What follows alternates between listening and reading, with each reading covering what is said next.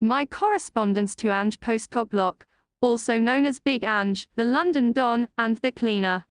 I recall doing a letter. At the conclusion of the previous season, my Tottenham truth was conveyed in a letter to Big Ange commending him for a commendable season. I am referring to Tottenham Hotspur, who finished fifth in your inaugural season, which was a challenging endeavour due to injuries, causing us to narrowly miss out on the top four by a point or two. However, you persevered with your strategy, which we now recognise as a blueprint for success. Congratulations to you, Gaffer. I observed the entire season, relishing the roller coaster experience, the lows alongside the highs, and the frowns transformed into smiles, as I was aware that amidst the challenging season we faced, there had to be light at the end of the tunnel.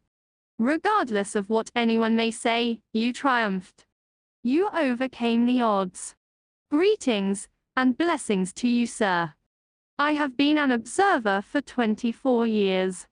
I have witnessed a club that was merely content with finishing in the top 4 or 5 positions, solely for the benefit of every board member to profit from the few million that the Champions League offers. I am uncertain if you were aware that this was their plan.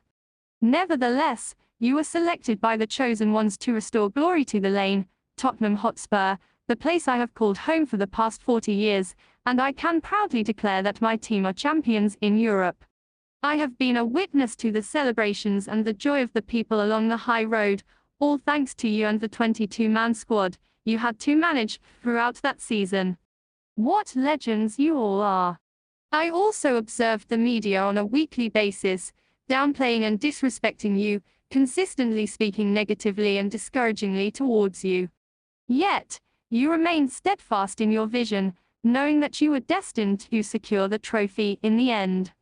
Following that famous speech, that one-liner that stood out, "I always win in my second season," in light of how the media treated you, you understood that every subsequent conversation required caution in your words, to avoid being misrepresented in public. Many greats have come before, but for me, you are the greatest. The way you consistently shielded your players, protected the team, and supported the chairman, even during challenging times.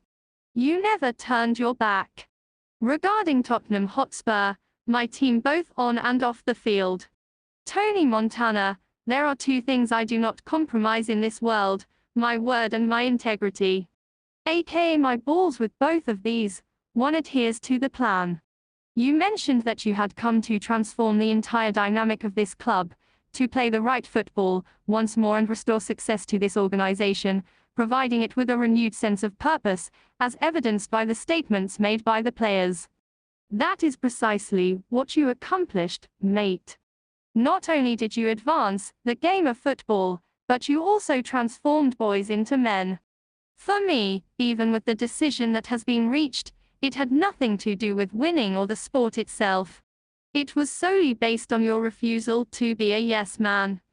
You have been a man of the past, much like many of us born in the 60s, 70s, and 80s, a man of morals and principles. In this current age, money can buy or hinder that. When you are aware of your identity, mate, regardless of who the new manager is, you have laid the groundwork for success to flourish. The actions I've taken have been in the right spirit.